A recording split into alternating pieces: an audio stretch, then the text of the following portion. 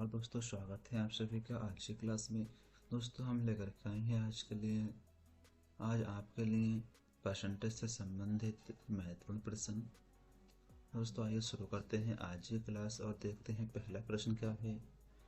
पहला प्रश्न है, यदि किसी आयत की लंबाई में 25% वृद्धि कर दी जाए तो उसकी चौड़ाई में कितने प्रतिशत कमी करें ताकि क्षेत्रफल अपरिवर्तित रहे।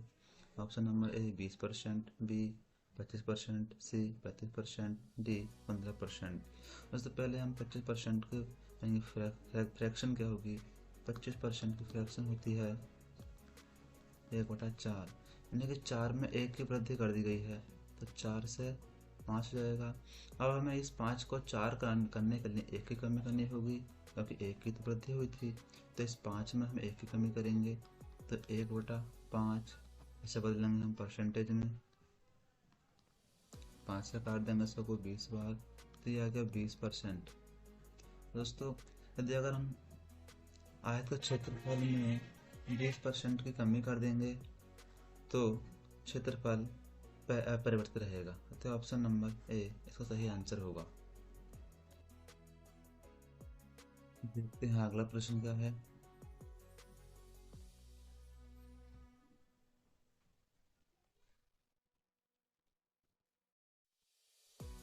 अगला प्रश्न है, किसी वस्तु के भाव में 20% वृद्धि होने पर एक गृहिणी को वस्तु की खपत कितने प्रतिशत कम कर देनी चाहिए ताकि खर्च न बढ़े। 16.66%, 25%, 20% या फिर 33.33%। उसने जैसे हमने पहला सवाल किया था सेम वैसे ही करेंगे इसको भी। तो पहले हम इस 20% को फ्रैक्शन में बदलेंगे। 20% में फ्रैक्शन होती है 1/5, तो यहाँ वृद्धि हो रही है तो 5 में 1 की वृद्धि हो गई, यानी कि 5 से 6 हो रहा है। अब 6 को 5 करने के लिए हमें 6 में 1 की कमी करनी होगी, तो हम यहाँ पर क्योंकि 1 की वृद्धि हुई है 5 में, तो इसलिए हम 6 में 1 की ही कमी करेंगे। तो इस जगह 1/6 गुणा 100 50/3, इसको हम ले सकते हैं 16 सही 2/3% या फिर 16.66%। यदि अगर हम खपत में 16.66% की कमी कर दें तो उसका खर्च पर कोई प्रभाव नहीं पड़ेगा, अतः ऑप्शन नंबर ए इसका सही आंसर जाएगा। अगला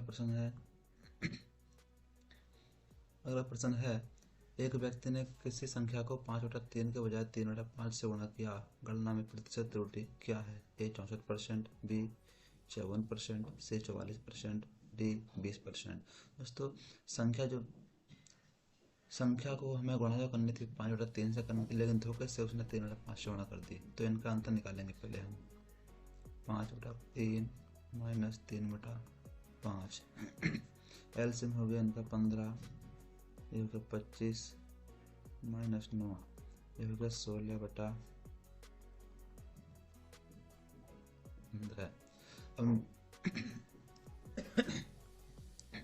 अंतर जो आया वो 16/15 आया। अब कर देंगे इसको हम परसेंटेज में 16/15। मूल संख्या क्या थी हमारी, पहले जो इससे हमें गुणा करनी थी 5/3 बटा 5/3 गुणा 100, इससे गुणा यहाँ हो जाएगी, इससे गुणा यहाँ कर देंगे तो 16 गुणा 3 बटा 15 गुणा 5 गुणा 100, 3 5 15 है, 5 25 25 100 का 100 16, इससे गुणा कर देंगे हम 16 चौका 64%, यानी कि गणना में प्रतिशत त्रुटि जो आएगी वो 64% आएगी, तो ऑप्शन नंबर ए इसका सही आंसर होगा। व्यक्ति यदि अगर 5/3 के बजाय 3/5 से गुणा करता है तो जो गणना में प्रतिशत त्रुटि आएगी वो 64% आएगी। देखते हैं अगला प्रश्न क्या है। अगला प्रश्न है, यदि किसी उत्पाद की कीमत पहले 25% कम की जाती है और फिर 20% बढ़ा दी जाती है तो कीमत में कितने प्रतिशत परिवर्तन होगा। ए 10%, बी 20%, सी 30%, डी 25%। ने कीमत 25% कम की गई, यानी कि कोई भी कीमत पहले 100% होगी, उसमें 25% कम कर दी गई तो बची 75%। उसके बाद 20% बढ़ा दी गई, यानी कि 120% कर दी गई। अब हमें इसको हम करते हैं 25/100 गुणा, हमने यहाँ परसेंट खत्म कर दिया, 120/100, 25 से 75, 2500 का 100, ये कट जाएगा 30 बार, 30 या 90/100। दोस्तों अब इनकी हम तुलना कर देंगे, ये जितना 100 से कम होगा तो कमी होगी, और यदि अगर 100 से ऊपर होगा तो वृद्धि होगी। ये यानी कि 10 कम है तो 10% की कमी हुई होगी। तो ऑप्शन नंबर ए इसका सही आंसर होगा। देखते हैं अगला प्रश्न।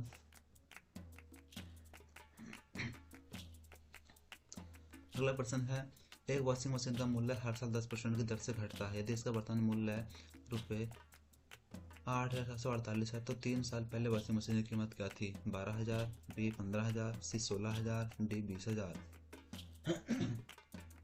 तो 10 साल पहले 10 यानी कि 10% हम पहले यानी फ्रैक्शन इसकी 10% की फ्रैक्शन होगी वो 1/10 होगी। इसका वर्तमान मूल्य जो है 10 साल यानी 3 साल पहले का मूल्य हमने 10 मान लिया, और वर्तमान मूल्य अब 1 कम हो गया तो 9 बचेगा। बात चल रही है 3 साल की, तो इन तीनों का हम घन कर देंगे यहाँ पर। ये हो जाएगा हमारा 1000 और 9 का घन होता है 729।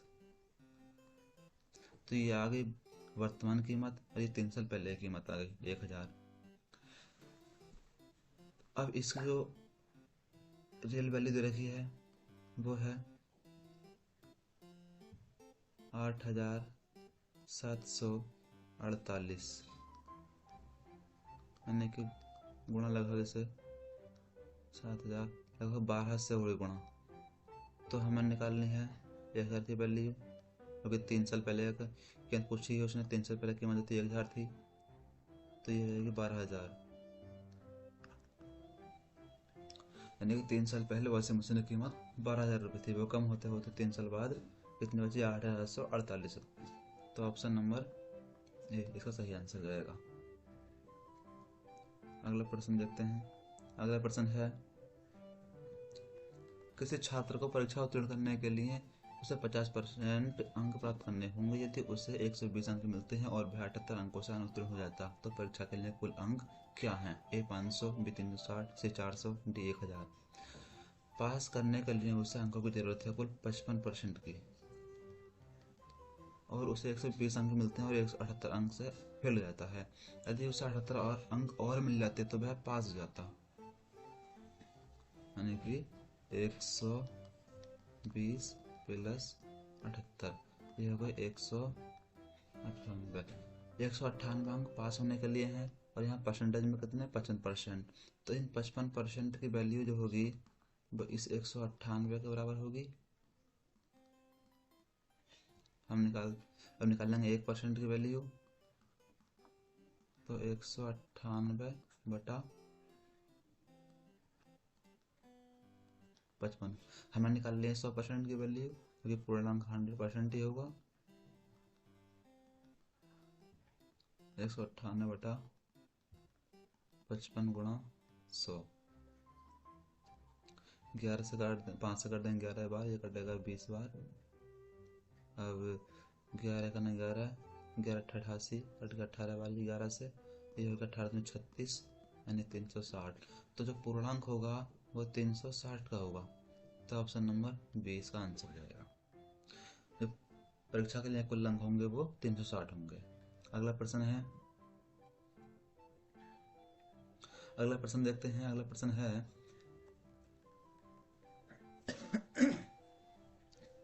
एक संख्या को 10% घटाया जाता है फिर 10% बढ़ाया जाता है। इस प्रकार प्राप्त संख्या मूल संख्या 10 कम हुई संख्या क्या थी? यानी कि 10% बढ़ा दिया गया और फिर 10% बढ़ाया, पहले घटाया फिर बढ़ाया, यानी मूल संख्या हमारे पास हमने 100 मान ली। अब इसको 10% जो है कम कर दिया गया तो बची 90। अब इस 90 को जो है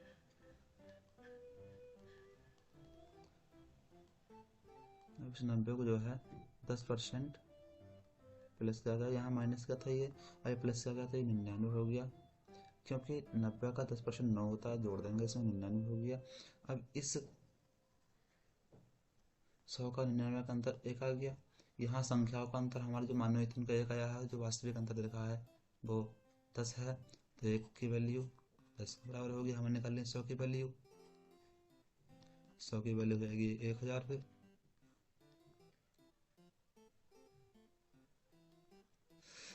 सॉरी, यहाँ 100 की वैल्यू निकाल ली है तो 1000 हो गई।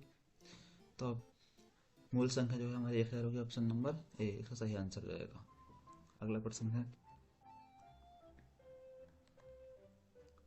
5:4 का प्रतिशत क्या है, यानी कि 5/4 गुणा 100।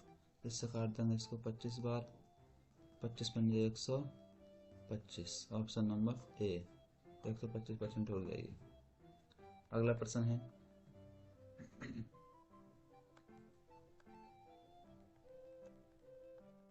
अगला प्रश्न है यदि एक वृत्त की परिधि को 50% कम कर दिया जाए तो इसके क्षेत्रफल में कमी हो जाएगी। 75%, 50%, 25% या 20%। दोस्तों, वृत्त की परिधि को 50% कम कर दिया गया, यानी कि 50% का मतलब होता है 1/2, आधा कर दिया गया। परिधि जो होती है वो होती है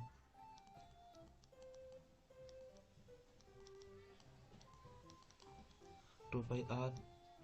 अब इसको आधा करने के बाद में कितनी बचेगी, πr। अब त्रिज्या जो होती है r होती है व्यास की, ये πr व्यास हो गया। तो यहाँ पर हमारा त्रिज्या का मान हो गया, हमारा त्रिज्या होगी हमारी r/2। तो पहले जो थे हमारा πr² था, उसके बाद में हमारा πr² रहेगा। इनका अंतर निकालेंगे हम, πr² माइनस πr²/4, तो ये आ गया 3πr²/4। इसको हम बदल देंगे 50% में, और यहाँ पर πr²,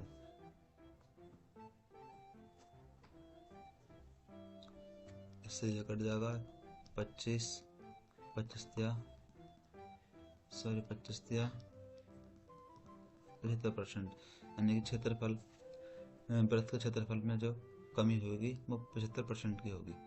ऑप्शन नंबर ए का सही आंसर होगा।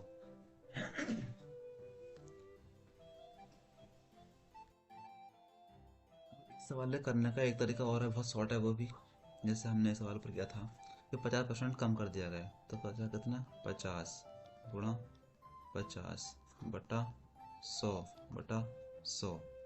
तो 0 से 2 0 कट जाएंगे, 5 पंजे 25/100। कितनी कमी आ गई, 75% की। तो कमी आ गई इसमें हमारी 75% की। अब मैंने ये 2 बार ही क्यों लिखा है, क्योंकि वृत्त का जो क्षेत्रफल होता है वो πr² होता है ये, तो इसके स्क्वायर के वजह से हमने 2 बार लिखा है। घन होता तो 3 बार लिखते। ठीक है, अगला प्रश्न देखते हैं। अगला प्रश्न है किसी परीक्षा में 52% विद्यार्थी हिंदी तथा 42% अंग्रेजी में फेल हुए थे, 17% विद्यार्थी दोनों विषयों में फेल हुए हों, तो कितने प्रतिशत विद्यार्थी दोनों विषयों में पास हुए होंगे। ए 23%, बी 25%, सी 20%, डी 40%। दोस्तों, परीक्षा में जो होंगे वो कुल 100% विद्यार्थी होंगे। अब इसमें जो फेल हुए वो निकालते हैं। 52% एक में है, प्लस 42% एक में है, और दोनों में जो है उन दोनों का हटाएंगे। 100% माइनस 94 माइनस 77, ये 100% माइनस बचेगा 77%, घटाने के बाद आएगा 23%। तो दोनों विषयों में जो पास हुए हैं विद्यार्थी 23%, यानी ऑप्शन नंबर ए। जब भी इस प्रकार का कोई क्वेश्चन आता है तो हम इस प्रकार से निकालते हैं कि जो दोनों विषयों में फेल होते हैं तो हम अंक हटाते हैं, किसमें से, जो अलग अलग सब्जेक्ट में पास या फेल होते हैं उनमें से। अगला प्रश्न है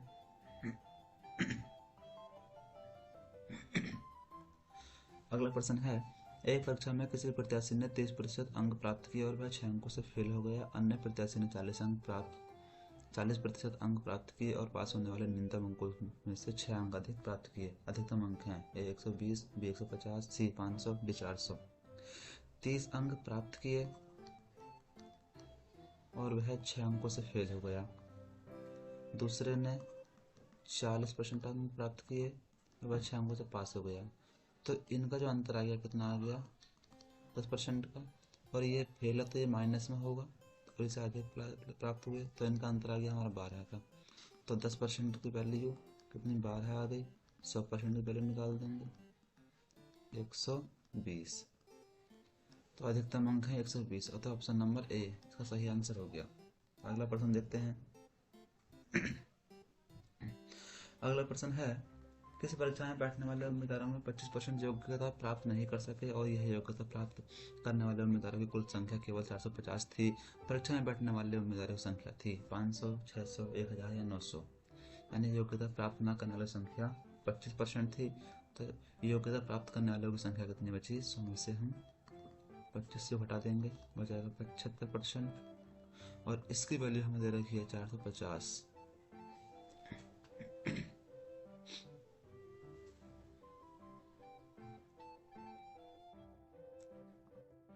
तो हम निकाल देंगे, 100 की वैल्यू हमें निकालनी है।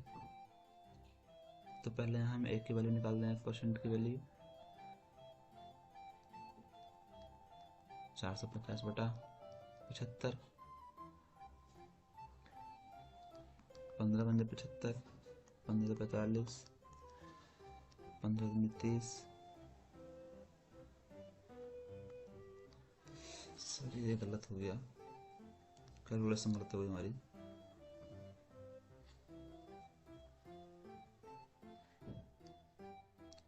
देखते हैं अभी, 450/75, 15 बंदे 75, 15 45, 0, 5 30।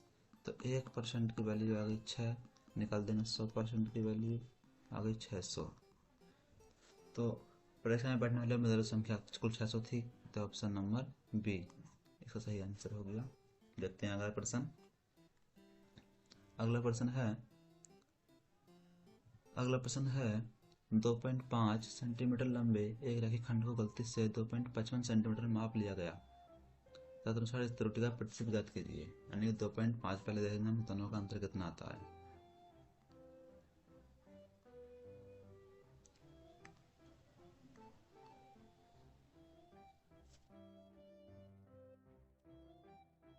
अंतर है इसका 2.5,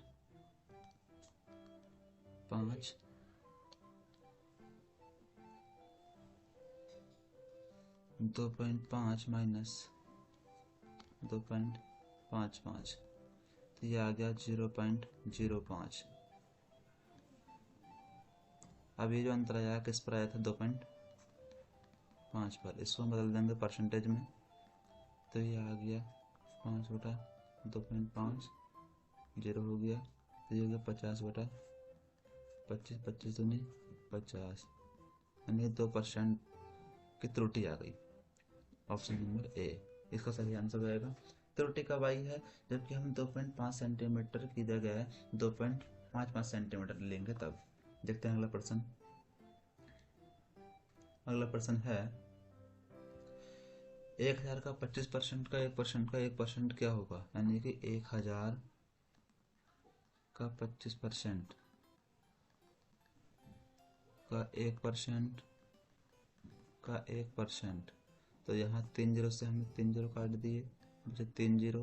तो यह हो गया 25/3 0। ये हो गया 0.25, यानी कि इन 3 अंकों से पहले हम पॉइंट लगा देंगे, 0 के नीचे खत्म हो जाएंगे। ऑप्शन नंबर ए 0.025 इसका आंसर हो गया। अगला प्रश्न देखते हैं। अगला प्रश्न है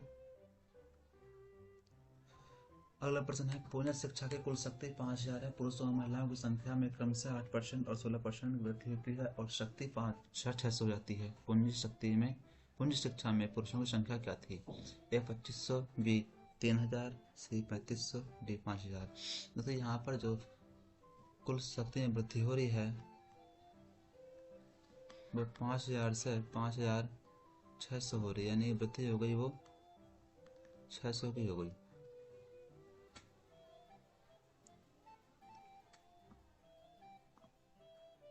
अब 600 की वृद्धि जो हुई है वो कितने 5000 पे हुई है गुणा 100,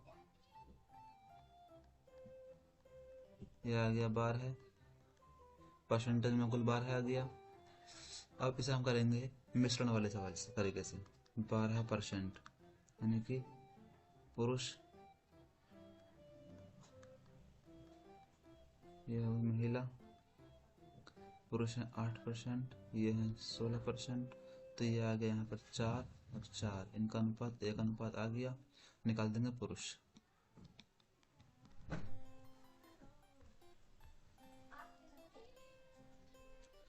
निकालेंगे पुरुषों की संख्या, तो पुरुष 1 है और कुल 2 हो गए, कितने में से 5000 में से, ये आ गई 2500। तो पुरुषों की संख्या जो आ गई 2500 आ गई। ऑप्शन नंबर ए इसका सही आंसर हो जाएगा। देखते हैं अगला प्रश्न।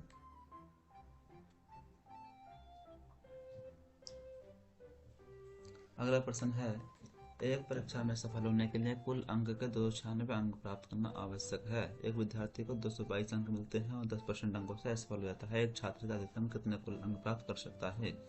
ए 830, बी 810, सी 780, डी 740, ई 760। दोस्तों कुल अंक 296 प्राप्त करने हैं,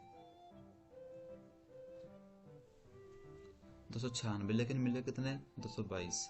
तो 296 में से हमने इस 222 को घटा दिया, कितना बचा 74। अब ये 74 अंक है लेकिन यहाँ परसेंटेज में है, तो 10% की वैल्यू कितनी है 74। निकाल देंगे 100% की, क्योंकि पूर्णांक 100% ही होता है, तो ये आएगा 740। तो पूरा जो पूर्णांक होगा वो 740 का होगा। ऑप्शन नंबर डी इसका आंसर हो जाएगा। यहाँ पर अधिकतम कुल अंक यहाँ प्राप्त नहीं होंगे, कुल कितने अंक होंगे ये होगा, यहाँ पर कुल कितने अंक होंगे। देखते हैं अगला प्रश्न। अगला प्रश्न है एक शहर की जनसंख्या 3,50,000 है। महिलाओं और पुरुषों के बीच अनुपात 6:4 है। यदि पुरुषों में 20% साक्षर है और महिलाओं में 10% साक्षर हैं तो शहर में साक्षर व्यक्तियों की कुल संख्या है। पहले हम निकालते हैं पुरुष कितने हैं।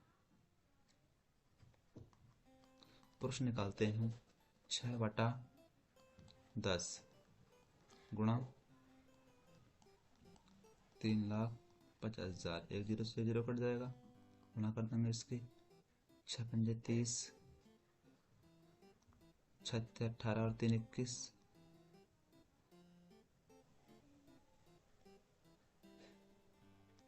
नहीं ये 6 जो है ये महिलाएं हैं, तो ये महिला हो गई 2,10,000। अब निकाल देंगे पुरुष। पुरुष जाएंगे हमारे 4/10 गुणा 3,50,000, जीरो से जीरो कट जाएगा, गुणा कर देंगे तो 4 पंजे 20 यानी कि 2 जीरो हो गए, 4 जीरो हो गए, 4 × 12 और 2 14, 1,40,000 पुरुष हो गए। अब निकलना है हमें कि 20% साक्षर हैं और 10% साक्षर महिलाएं हैं, तो साक्षर निकालना है साक्षर पुरुष। साक्षर पुरुष 1,40,000 का 20% हम निकालेंगे, 2 जीरो 2 जीरो, 4 दूनी 28 और 3 जीरो हो जाएंगे 28,000। निकाल देंगे साक्षर महिला। साक्षर महिला जाएगी 2,10,000, कितना है 10% है, 10/100, 2 जीरो कट गए, तो ये हो गए हमारे 21,000। निकाल देंगे कुल साक्षर।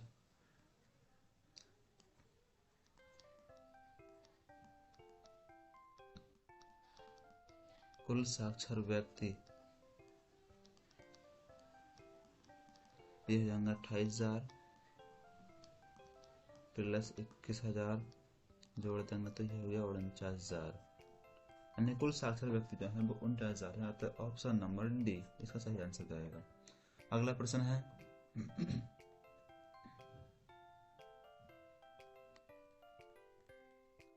2 वर्ष पहले एक पपीते का पेड़ लगाया गया था। यह प्रत्येक वर्ष 20% की दर से बढ़ता है। यदि वर्तमान में पेड़ की ऊंचाई 540 सेंटीमीटर है तो पेड़ लगाए जाने के समय इसकी लंबाई कितनी थी? ये 375, 370, 380, 385, 390 सेंटीमीटर 2 वर्ष पहले लगाया गया था और यह प्रत्येक वर्ष 20% दर से बढ़ता है। तो उसके से हम तो करेंगे, पहले फ्रैक्शन में बदलते हैं 20% को। फ्रैक्शन हो गई इससे कितनी 1/5। ये बढ़ गया है, ठीक है, यानी कि 5 से 6 हो रहा है। कितने 2 वर्षों में 5 का स्क्वायर 6 का स्क्वायर तो ये हो गया 25 और ये हो गया 36। ये हो गई वर्तमान, ये हो गया 2 साल पहले, ठीक है। अब इसकी लंबाई जो है कितनी है 540। तो गुणा हम कर देंगे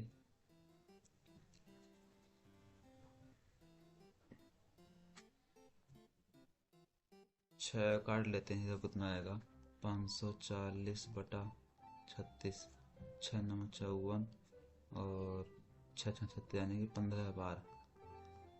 तो इसमें भी हम 15 से गुणा कर देंगे, 25 बार निकालेंगे, 15 पंजे 75, 35 37 यानी 375 सेंटीमीटर लंबाई होगी। ऑप्शन नंबर ए इसका आंसर हो जाएगा। अगला प्रश्न है अगला प्रश्न है किसी चुनाव में मात्र 2 उम्मीदवार थे जिसमें जीतने वाला उम्मीदवार 55% मत प्राप्त करके 40 मतों से चुनाव जीत गया। चुनाव में कुल कितने मत पड़े? 8,000, 6500, 10,000 या 8,500। अगर एक को 54% मिलते हैं तो दूसरे को मिलेंगे कितने 46%, क्योंकि वोट जो पड़े होंगे वो 100%, वोट जितने पड़े होंगे 100% होंगे वो। अब इनका अंतर कितना आ गया 8% और ये जीता कितना 640 से। तो इन 8 की वैल्यू हो गई हमारी 640। 1% की वैल्यू निकाल देंगे 8 64 80 हो गई, निकाल देंगे 100% की वैल्यू, ये हो गई 8,000। तो ऑप्शन नंबर ए इसका सही आंसर होगा। अगला प्रश्न है मोहन अपनी आय का 20% भोजन पर, 30% वस्त्र पर तथा 15% शिक्षा पर खर्च करके 700 रुपये बचा लेता है तो उसकी मासिक आय कितनी होगी? ए 2,000, बी 3,500, सी 4,500, डी 2,500। वह उसकी आय शुरू में 100% होगी, लेकिन वह खर्च करता है 20% भोजन पर, 30% वस्त्रों पर और 15% शिक्षा पर। फिर भी वह बचाता है कितने 700 रुपये। तो 100 माइनस 50 65 हो गई, 65% वह खर्च करता है कुल और 700 रुपये बचाता है। तो वहाँ परसेंटेज में 35% बच गई और यहाँ रुपये में 700 हो गई। तो 1% की वैल्यू कितनी आ गई 20। 1% की वैल्यू आ गई 20 और 100% की वैल्यू निकाल देंगे हम तो 1,000 हो जाएगी। तो उसकी जो मासिक आय है वो कितनी है 2,000 रुपये। अगला प्रश्न है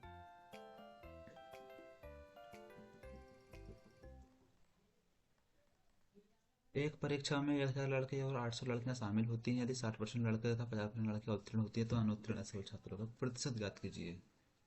यानी कि 1,000 लड़के हैं 1,000 और लड़कियां हैं 800। लड़के 1,000 हो गए, लड़कियां हो गई 800। अब जो सफल होते हैं वो 60%, यानी 100 का 1,000 का 60% हो गया 600 सफल जो है वो 600 हुए। लड़कियां 50%, 800 का 50% 400 हो गई। तो कुल सफल जो हुए कितने हो गए 1,000 और यहाँ पर कुल जो हुए कितने 1,800। अब असफल निकालते हैं हम। असफल हो जाएंगे कितने 800, ठीक है। 800 का बना देंगे परसेंटेज में। अब 800 कुल कितने थे 1,800 गुणा 100 2 9 18,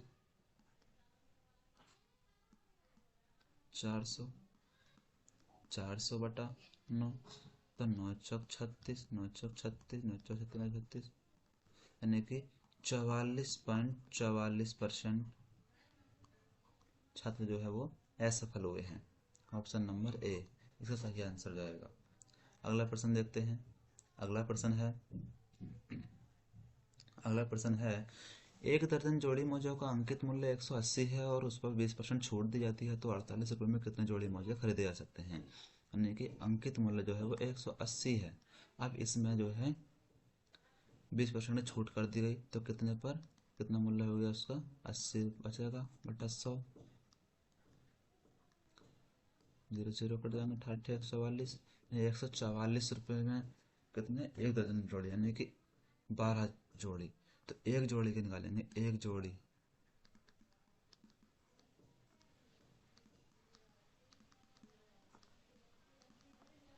मोजों का मूल्य निकालेंगे हम 144 बटा 12, 12 रुपये। अब यह 48 रुपये में, तो 48 रुपये में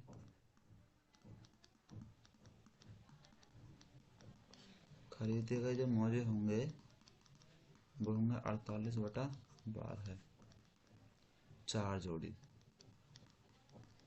तो ऑप्शन नंबर ए इसका सही आंसर होगा।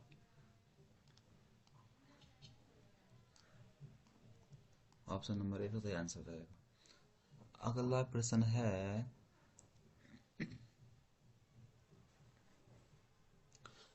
है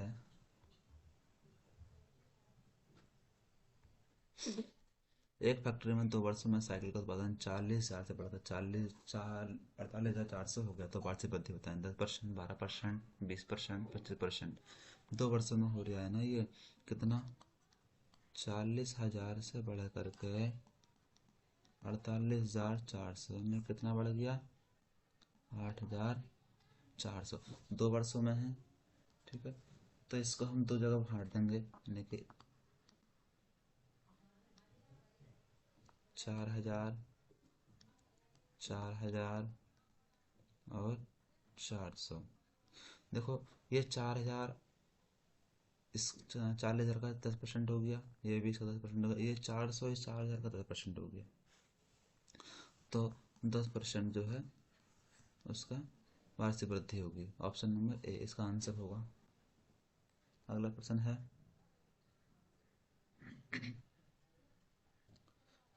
है एक आदमी अपनी आय का 60% खर्च करता है, यदि उसकी आय 15% और खर्च 15% बढ़ जाए तो उसकी बचत में कितने प्रतिशत बदलाव आएगा। 60%, यानी कि 60% को हम पहले बदलते हैं फ्रैक्शन में। ये हो गया 20 या 60, 20 पंजे 100। ये हो गया इसकी आय, ये हो गया इसका खर्च। ठीक है, यहाँ लिखते हैं अब हम आय, खर्च, और ये हो गई बचत। यानी कि आय हमने उसकी आय 500 मान ली 5 की जगह, तो खर्च उसका 300 हो गया और बचत उसकी 200 हो गई। लेकिन इसमें जो है 15% जो है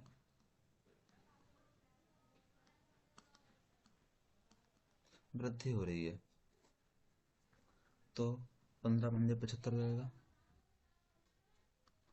तो ये 575 हो गया, और इसमें भी इसका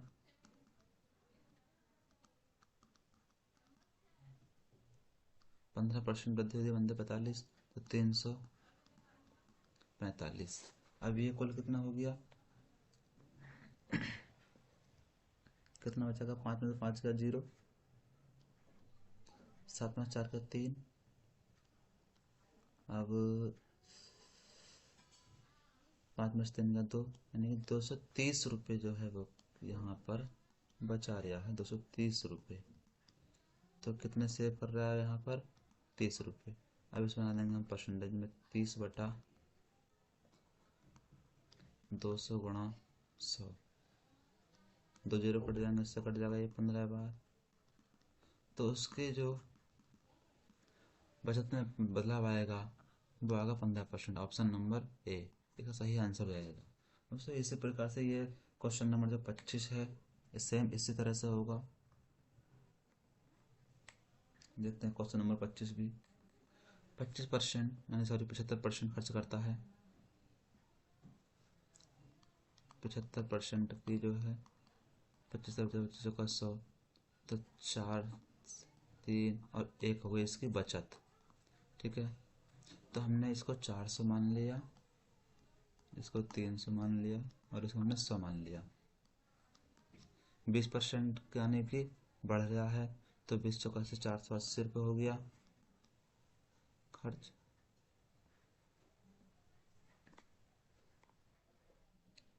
सॉरी इसकी आय जो हो गई 480 रुपये हो गई और इसका खर्च हो गया 10% खर्च बढ़ गया है।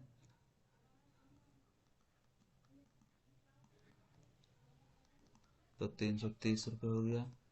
अब ये बच गया, कितना बचेगा, 150 रुपये बचाएगा। तो कितने प्लस 50 रुपये अधिक हो गए, तो 50/100 गुणा 100, तो 50%। उसकी जो बचत पर बढ़ेगा 50%। ठीक है, यही पर आज की वीडियो हम समाप्त करते हैं। धन्यवाद दोस्तों। इस तरह की वीडियो देखने के लिए जुड़े रहें हमारे साथ, हमारे चैनल को सब्सक्राइब करें और शेयर करें।